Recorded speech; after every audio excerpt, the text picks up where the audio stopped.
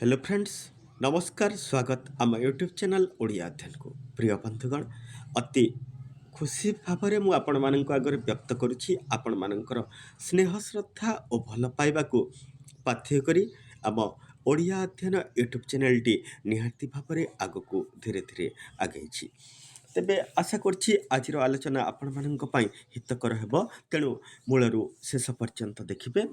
देखंतु आज रही आपण मानकर असाइनमेंट जो रही first semester OSOU master degree programme रो। तेबे वर्तमान पीओडी 103 को मु आलोचना करछि। पीओडी 103 रे तीनोटी प्रश्न रही। स्वाधीनता परवर्ती ओडिया कवितार भाषा वैचित्र्य संपर्क में आलोचना कर। द्वितीय प्रश्न रही फ्रयडिया चिंताधारार दर्शन विषय आलोचना आलोकपात कर। तृतीय रहस्यवादर संज्ञा और स्वरूप संपर्क में विश्लेषण कर। तेबे ये तीनोटी आपण को जेकोसी गोटे प्रश्नर उत्तर देवार अच्छी एवं मु नहीं आसी आपण मानकर प्रथम प्रश्न जोटा कि स्वाधीनता परवर्ती ओडिया कवितार भाषा वैचित्र्य संपर्क में आलोचना कर। यही भिडियोटा स्वाधीनता परवर्ती कालर ओडिया कविता राज्य में वैप्लविक परिवर्तन साधित होता। यही काल में पारंपरिक काव्य कवितार धारा संपूर्ण रूप परिवर्तित हो आंगिक और आत्मिक क्षेत्र में व्यापक परिवर्तन होता। यार मुख्य कारण हेउची द्वितीय विश्वयुद्धर भयावहता। 1939 रु 1945 मसीह तारि मध्य संगठित होता एटा विश्व महायुद्ध, जोटा कि द्वितीय विश्वयुद्ध बोली कहुब। समग्र विश्वर मानव चेतना को गभीर भाव में प्रभावित करथिला। ताहार क्रम विवर्तन ओडिशार मानव चेतना को मध्य कबलित करथिला। तथा से काल सृष्टि होइतिबार नूतन कवितार धारा ओडिया साहित्यिक मानकर भावना रे परिवर्तन जागृत करथिला। कविता एक सप्तकला। कवि यही साधारण संसार मध्य आहरण करुथिबार सौंदर्यात्मक भावशाली शब्दगुड़िक माध्यम कवितार माला ग्रंथन करिथाए। चित्रकर बा मूर्तिकार रंग तोली नहीं अपूर्व भाव चित्र और मूर्ति गठन करने भली कवि रंगमय सुषमा समन्वित शब्दगुड़िक मध्य कविता सृष्टि करे। तेणु साधारण जगतर व्यावहारिक भाषा ठारू कवितार भाषा संपूर्ण भाव में भिन्न। कारण कविता हृदय मध्यरु सृष्टि होता है। कविर विदग्ध अनुभव हेउछि कवितार भाववृत्त। हृदय सहित संलग्न नांदनिक भाव सम्मिलित शब्द को उपजीव्य करी कवि कवितार सृष्टि करे, जहाँकि पाठकर प्राण को आनंदर अफुरंत स्रोतरे भसाई नहीं थाए एवं प्राणरे सृष्टि करे अनंत शांति। कवि हेउछि शब्दर कारिगर। एक निखुण शिल्पी परी शब्द को चमत्कारी रूप प्रदान करी भावर परिप्रकाश करे। कविता मध्य सौंदर्यशाली शब्दगुड़िक माध्यम कविता जीवंत रूप धारण करिथाए। सांप्रतिक जुगर समग्र विश्व कविता राज्य को दृष्टिपात कले देखा जाए जे यही समयर कविता प्राचीन छंदमयता को परिहात करी छंदहीन रूप लाभ करिछि। गद्यात्मक छंद माध्यम समय खंडर कविवृंद कविता रचना करिछन्ति। एहाको लक्ष्य करी अनेक रूढ़िवादी समालोचक सांप्रतिक कविता ପାରମ୍ପରିକ ଗୀତିମୟତା ଓ ଭାଷା ମାଧୁର୍ଯ୍ୟ ହରାଇ ଦେଇଛି ବୋଲି ସମାଲୋଚନା କରୁଛନ୍ତି। ଅନେକେ ଏହାକୁ କବିତା ରୂପେ ମଧ୍ୟ ଗ୍ରହଣ କରୁନାହାନ୍ତି। ମାତ୍ର ସୂକ୍ଷ୍ମ ଭାବରେ ଅନୁଧ୍ୟାନ କଲେ ସାମ୍ପ୍ରତିକ ଗଦ୍ୟାତ୍ମକ କବିତା ଭିତରେ ମଧ୍ୟ ଅପୂର୍ବ ଅନ୍ତରୀଣ ସଙ୍ଗୀତ ଦେଖାଦେଇଥାଏ। ତେଣୁ କବିତାର ଛନ୍ଦ ବଡ଼ କଥା ନୁହେଁ, ବଡ଼ କଥା ହେଉଛି କବିତା। ଉକ୍ତ ନିର୍ଯାସ ନେଇ ସମକାଳରେ ଓଡ଼ିଆ କବିତାରେ ଭାଷା ପ୍ରଯୁକ୍ତ ହୋଇଛି। ଏହି ସମୟରେ କବିତାରେ ଭାଷା ପ୍ରୟୋଗର ମୁଖ୍ୟ ବୈଶିଷ୍ଟ୍ୟ ହେଉଛି ବର୍ଣ୍ଣନାତ୍ମକ ବ୍ୟଞ୍ଜନ। କବି କବିତା ରଚନା କରିବାର ସମୟରେ ସୌନ୍ଦର୍ଯ୍ୟାତ୍ମକ ବୃତ୍ତ ମଧ୍ୟରେ ଅବସ୍ଥାନ କରିଥାଏ। ହୃଦୟର ସମସ୍ତ ନାନ୍ଦନିକ ଉପାଦାନ ସେତେବେଳେ କବିତା ରୂପେ ମୂର୍ତ୍ତିମାନ ହୋଇଥାଏ। ସେହିପରି ମୁହୂର୍ତ୍ତରେ କବିର ପ୍ରକାଶ ଭଙ୍ଗୀ ହୋଇଉଠେ ବର୍ଣ୍ଣନାତ୍ମକ। ତହିଁରେ ଅଜସ୍ର ବ୍ୟଞ୍ଜନା ହିଁ ପାଠକର ହୃଦୟକୁ ଗଭୀର ଭାବରେ ସ୍ପର୍ଶ କରେ। କାବ୍ୟଶିଳ୍ପୀ ସଚ୍ଚି ରାଉତରାୟ ନୃତ୍ୟ ଅନ୍ତେ କବିତାକୁ ଏଠାରେ ଉଦାହରଣ ସ୍ୱରୂପ ନେଇପାରିବା ଆମେ। ପଦ୍ମପତ୍ର ଚଟାଣରେ ତାର ଝଲମଳ ନୃତ୍ୟବିନ୍ଦୁ ଝଳେ, କାଚକେନ୍ଦୁ ଜଳବିମ୍ବେ ଆକାଶର ଖମ୍ବେ, ଅବାଇ ସୂର୍ଯ୍ୟାସ୍ତରେ ସୂଚିରେ ଆଲମ୍ବେ, ବ୍ୟକ୍ତରୁ ଅବ୍ୟକ୍ତ ନାନା ଭୃଙ୍ଗବାଦ୍ୟ ଛଳେ ତାର ମୁଗ୍ଧ ନୃତ୍ୟବିନ୍ଦୁ ସୁଗନ୍ଧ ସଞ୍ଚାରେ। ଏଠାରେ କବିଙ୍କର ଭାବ ବିଭକ୍ତତା ଯୋଗୁଁ ବିଭିନ୍ନ ସୌନ୍ଦର୍ଯ୍ୟାତ୍ମକ ବୋଧ ଶବ୍ଦ ଯଥା ଝଲମଲ, ନୃତ୍ୟବିନ୍ଦୁ, କାଚକେନ୍ଦୁ, ଜଳବିମ୍ବେ, ଶବ୍ଦପାତ୍ୟ, ନୃତ୍ୟୁତନୁ, ସୁଗନ୍ଧ ସଞ୍ଚାରେ ଇତ୍ୟାଦିର ପ୍ରୟୋଗ ରହିଛି। କବି ବିନୋଦ ନାୟକଙ୍କର କବିତାରେ ରୋମାଣ୍ଟିକ ଭାବବିହ୍ୱଳତା ଯୋଗୁଁ ଏହାର ବର୍ଦ୍ଧନାତ୍ମକ ଭାଷାର ପ୍ରଚୁର ପ୍ରୟୋଗ ହୋଇଛି। ଚନ୍ଦ୍ରାଲୋକରେ ସନ୍ଧ୍ୟା, ସୁମେରୁରେ ସନ୍ଧ୍ୟା, ମେଘ ସଞ୍ଚାର ଇତ୍ୟାଦି କବିତାରେ ଏହିପରି ଭାଷା ଏକାନ୍ତ ଲକ୍ଷଣ। ମେଘ ସଞ୍ଚାର କବିତାରେ ବର୍ଣ୍ଣିତ ହୋଇଛି। ତମେ ତ ଦେଖିଛ ଶିପ୍ରାର ତଟେ, ନୀଳମେଘ ଉରୁ ବାସବଦତ୍ତା ସାଥେ, କେତେ ରୋମାଞ୍ଚ ଉଗ୍ର ମଧୁର ଅଳସ ଆଳିଙ୍ଗନ ନାରଙ୍ଗ ନଭ, ଚପଳା ଆଳୁକେ ପରସ୍ପରର ହାସ ଭାଷା ପ୍ରୟୋଗର ଏହି ତଲ୍ଲୀନତା ପ୍ରାୟତଃ ସମସ୍ତ ଓଡ଼ିଆ ଆଧୁନିକ କବିମାନଙ୍କ କବିତାରେ ଅନୁଭୂତ ହୋଇଥାଏ। କାବ୍ୟଶିଳ୍ପୀ ଗୁରୁପ୍ରସାଦ ମହାନ୍ତି, ରମାକାନ୍ତ ରଥ, ସୀତାକାନ୍ତ ମହାପାତ୍ରଙ୍କର ଠାରୁ ଆରମ୍ଭ କରି ଅଧୁନାନତ କବିମାନେ ଅନେକ କବିତାରେ ବର୍ଣ୍ଣନାତ୍ମକ ଭାଷାର ସମାଧିକ ପ୍ରୟୋଗ ଦେଖାଦେଇଛି। ଏହି ପର୍ଯ୍ୟାୟର କାବ୍ୟଶିଳ୍ପୀ ରାଜେନ୍ଦ୍ର କିଶୋର ପଣ୍ଡା ବର୍ଣ୍ଣନାତ୍ମକ ଏବଂ ଉଦାର ଶବ୍ଦ ପ୍ରୟୋଗ କ୍ଷେତ୍ରରେ ଏକ ଚତୁର ସ୍ରଷ୍ଟା। ତାଙ୍କ କବିତାର ଶବ୍ଦଗୁଡ଼ିକ ସ୍ୱତଃ ହୃଦୟକୁ ତଲ୍ଲୀନ କରିଥାଏ। ତେବେ କବିଙ୍କର କବି ଓ କୋକିଳା ଦେଇ କବିତାରେ ଏହି ପ୍ରୟୋଗ ପ୍ରବଣତା ଲକ୍ଷ୍ୟ କରାଯାଇପାରେ। ପିତାମହମାନଙ୍କର ଉଷକୂପ ଓଦା, ମାଟି ଉର୍ବର ମାଟି ହୁଏ ଗର୍ଭବତୀ ସାରା ଦେଶରେ ବ୍ୟାପିଥାଏ। କାଇଁସ ଫୁଲର ପବିତ୍ର ରଙ୍ଗ ଆକ୍ରାନ୍ତ କରେ, ସୁବର୍ଣ୍ଣ ପାଦ ନଦୀ ଛୁଏ ଛଳ ଛଳ, ବାଟହୁଡ଼ା ସହରୀ ମନ। ଭାବର ଔଦାର୍ଯ୍ୟ ସହିତ ଭାଷା ପ୍ରୟୋଗର ବିମୁଗ୍ଧତା ଏଠାରେ କବିତାର ସୌନ୍ଦର୍ଯ୍ୟକୁ ବର୍ଦ୍ଧିତ କରିଅଛି। ବୌଦ୍ଧିକ ବ୍ୟାଖ୍ୟାତ୍ମକ ଭାଷାର ପ୍ରୟୋଗ ଆଧୁନିକ କବିତାର ଅନ୍ୟତମ ବୈଶିଷ୍ଟ୍ୟ।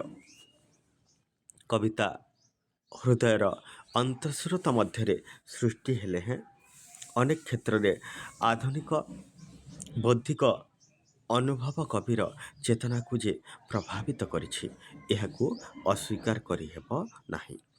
ଅନେକ କ୍ଷେତ୍ରରେ ଆଧୁନିକ ମୂଲ୍ୟବୋଧ ବା ଦର୍ଶନ କବିତାର ମୂଳ କେନ୍ଦ୍ର ହେଉଛି। ତେଣୁ ମଣିଷର ଜୀବନର ଗଭୀର ଦର୍ଶନକୁ ପ୍ରକାଶ କରିବା ସମୟରେ କବିତାର ଭାଷା ଅନେକାଂଶରେ ବ୍ୟାଖ୍ୟାତ୍ମକ ବା ତତ୍ତ୍ୱନିଷ୍ଠ ହୋଇ ଉଠିଛି। କବି ସଚ୍ଚିଦାନନ୍ଦ ରାଉତରାୟଙ୍କର ସ୍ୱଗତ କବିତାରେ ଏହିପରି ଭାଷାର ପ୍ରୟୋଗ ଲକ୍ଷଣୀୟ। ତଥାପି ମୋ ଜୀବନରେ ବାରମ୍ବାର ଦୁଃଖର ଦୋହଦେ ସେ ଯେଉଁ ପ୍ରଚ୍ଛନ୍ନ ଇଚ୍ଛା ସବୁବେଳେ ଆସି ବାଦ ସାଧେ, ତାକୁ ମୁଁ ଦେଖିଛି ଏଠି ପୃଥିବୀର ନିରୀହ ଗଳିରେ। ଏଠାରେ କବି ଜୀବନର କାମନାକୁ ବିଶ୍ଳେଷଣ କରିଛନ୍ତି। ମଣିଷର ଇଚ୍ଛା ବା କାମନା କିପରି ମଣିଷର ଜୀବନକୁ ନିୟନ୍ତ୍ରିତ କରିଥାଏ, ତାହା ବ୍ୟାଖ୍ୟା କରାଯାଇଛି। ସେହି ଭାବାନୁଯାୟୀ ଏଠାରେ ବ୍ୟାଖ୍ୟାତ୍ମକ ଭାଷାର ପ୍ରୟୁକ୍ତ ହୋଇଛି। ଶିଳ୍ପୀ ଗୁରୁପ୍ରସାଦ ମହାନ୍ତିଙ୍କର କାଳପୁରୁଷରେ ଯେଉଁଟାକି ପ୍ରଯୁକ୍ତ। ଏମାନେ ଆସିଲେ କାହୁଁ ଝରଣାର ପାଣି ଖୋଜି, ଏତେ ଭୂତ ଭବିଷ୍ୟତ ଗୋଷ୍ଠୀ, ଗୋତ୍ରହୀନ ଏ ଅଦ୍ଭୁତ ପଙ୍ଗପାଳ ଗୋଷ୍ଠୀ। କବି ରମାକାନ୍ତ ରଥ ତାଙ୍କର ବାଘ ଶିକାର କବିତାରେ କ'ଣ କହିଛନ୍ତି ଦେଖନ୍ତୁ।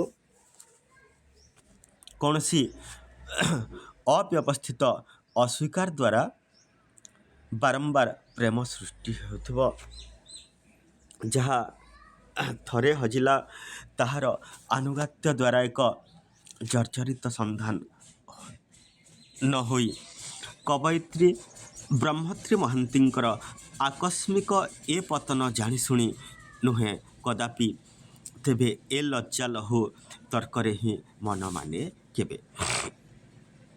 କବି ସୀତାକାନ୍ତ ମହାପାତ୍ର ମାଟି ଓ ମଣିଷ କବିତାରେ ଆବର୍ଷିତ ପରି ଧୂରଶୂନ୍ୟ କେନ୍ଦ୍ରବିନ୍ଦୁ ଶୂନ୍ୟ ଥିଲା, ଶୂନ୍ୟ ଅଛି, ଶୂନ୍ୟ ଥିବ ଜାଣିଲେ ପ୍ରତିମାର ସ୍ୱପ୍ନ ଘାରେ।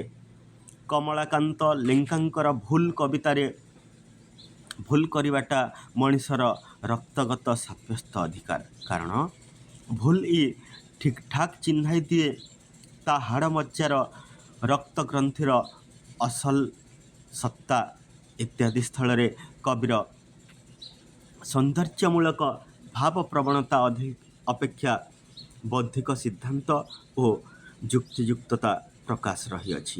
ତେଣୁ ଏହି ପଦଗୁଡ଼ିକରେ ଭାଷା ସ୍ୱଭାବତଃ ବ୍ୟାଖ୍ୟାତ୍ମକ ବା ବିଶ୍ଳେଷଣାତ୍ମକ ହୋଇଛି।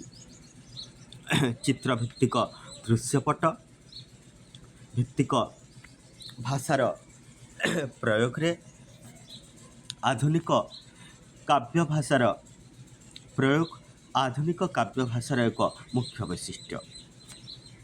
ତେବେ ଏଜରା ପାଉଣ୍ଡଙ୍କର ବର୍ଗୀକରଣ ଅନୁସାରେ ଏହା ହେଉଛି ଚିତ୍ର ଗଠନର କ୍ଷମ ଭାଷା।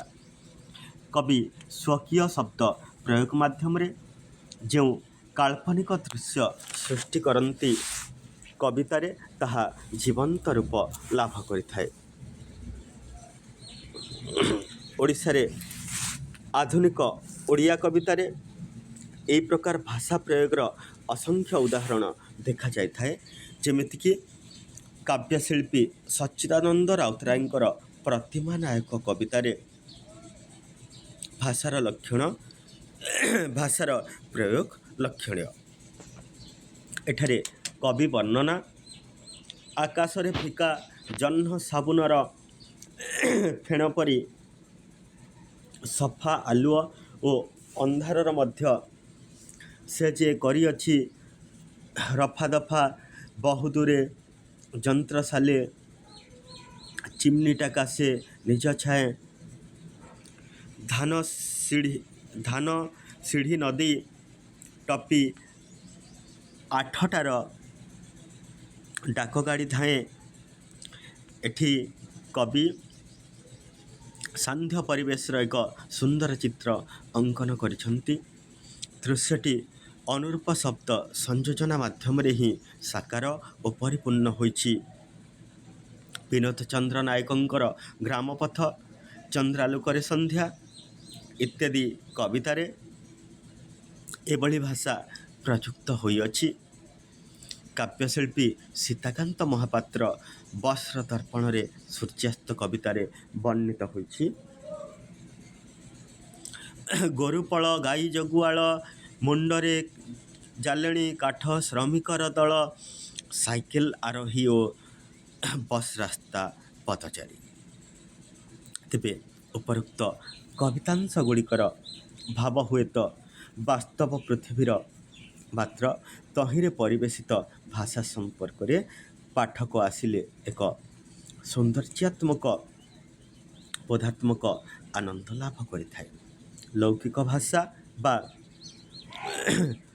କାବ୍ୟ ଭାଷାର ନିର୍ବିରୋଧ ପ୍ରକାଶ ସାମ୍ପ୍ରତିକ କବିତାରେ ଭାଷାଗତ ସୌନ୍ଦର୍ଯ୍ୟ ରକ୍ଷା କରିଥାଏ। ସାମ୍ପ୍ରତିକ କବି ବୌଦ୍ଧିକ ଚେତନାକୁ ଆଶ୍ରୟ କରି କବିତା ରଚନା କରୁଥିଲେ ହେଁ ତାର କାବ୍ୟିକ ଭାବପ୍ରବଣତାକୁ ପାରିପାର୍ଶ୍ୱିକ ଭାଷାର ବିଶେଷ ଭାବେ ପ୍ରଭାବିତ କରିଥାଏ। ଆଧୁନିକ ଓଡ଼ିଆ କବିତାରେ କାବ୍ୟ ଭାଷା ଓ କାବ୍ୟିକ ଭାଷାର ସୁସମନ୍ୱୟ ଦେଖିବାକୁ ମିଳେ। ତେବେ କାବ୍ୟ ଭାଷାରେ କାବ୍ୟିକ ରୂପ ପ୍ରଦାନ କରିବା କ୍ଷେତ୍ରରେ ଏକ ଧୁରୀଣ ଶିଳ୍ପୀ ହେଉଛନ୍ତି ସଚ୍ଚିଦାନନ୍ଦ ରାଉତରାୟ। ତାଙ୍କର ଅନେକ କବିତାରେ ଏହି ପ୍ରକାର ଭାଷାର ଜାନ୍ତବ ପ୍ରୟୋଗ ଘଟିଛି। ତାଙ୍କ 4ଟି ପ୍ରଗତି ଖରା କବିତାରେ ପ୍ରଯୁକ୍ତ।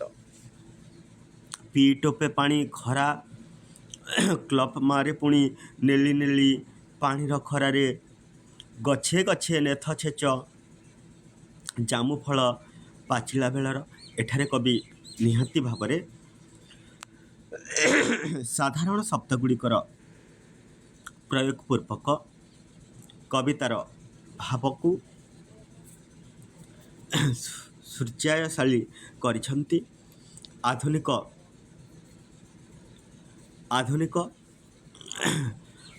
ଅନ୍ୟାନ୍ୟ ଓଡ଼ିଆ କବି ଇତ୍ୟାଦି ଏହି ପ୍ରକାର ପ୍ରୟୋଗ କୁଶଳତାକୁ ଏକାନ୍ତ ଲକ୍ଷଣୀୟ। ତେଣୁ କବି ବେଣୁଧର ରାଉତ କୋଣାର୍କ କବିତାରେ କୁହୁଡ଼ାର ହାଡ଼ ନେଇ କୁକୁରଟା ଚବାଉଛି ଖାଲି, ଅଣ୍ଡାର ଖୋଳପା ଆଉ ମାଛ କଣ୍ଟା ଚାରିପଟେ ବାଲି। ସେପରି ଭାନୁଜୀରାଉ କ'ଣ କହିଛନ୍ତି? ଭାନୁଜୀରାଉ କହିଛନ୍ତି ଶୀତ କବିତାରେ ପବନର ପନିକି ଧରି କେଳଉଛି ରାତିର ଦେହକୁ, ଏ ବର୍ଷ ବୁଢ଼ା ଯିବେ ଚାଲି ଅପରପୁରକୁ। ଚିନ୍ତାମଣି ବେହେରାଙ୍କର ବଣି କବିତାରେ ରହିଲା ବାଉଁଶ ଗଡ଼ର ଏକ ନହକିଆ ଖୁଆ ଆଗ ପାରେ, ବଣିଟିଏ ବସିଅଛି ନିଜ ମନେ ନିରୋଳା ଏକାକୀ। ରମାକାନ୍ତ ରଥ ସେଦିନ ଉପରଓଳି ମାଧବୀର ପବିତ୍ର ମୁହଁରେ ରୋଗୀ ଦୋ ଦୋ ପାଞ୍ଚଖରା। ମାଧବୀର 35ତମ ଜନ୍ମଦିନ। ଗୁରୁପ୍ରସାଦ ମହାନ୍ତିଙ୍କର କାଳପୁରୁଷ କବିତାରେ ଜାଣିଛ ଡେପୁଟି କାମ ଦିନ ଦିନ ମାସ ମାସ ରାସ୍ତା ରାସ୍ତା ପଦା ପଦାରେ। ସେଥିରେ ତା ଗୋଡ଼ ଯଦି ଖସିଗଲା ବର୍ଷା ପାଣି ପରିବା ଚୋପାରେ। ଏହିସବୁ ପଂକ୍ତିଗୁଡ଼ିକ କବିବୃନ୍ଦ ନିହାତି ଭାବରେ ସାଧାରଣ ଭାଷାକୁ ପ୍ରୟୋଗ କରିଛନ୍ତି। ଆଧୁନିକ ଅନ୍ୟାନ୍ୟ କବିଙ୍କର କବିତାରେ ମଧ୍ୟ ଏହିପରି ପ୍ରୟୋଗ କୁଶଳତାରେ ଭୁରି ଭୁରି ଦୃଷ୍ଟାନ୍ତ ରହିଅଛି।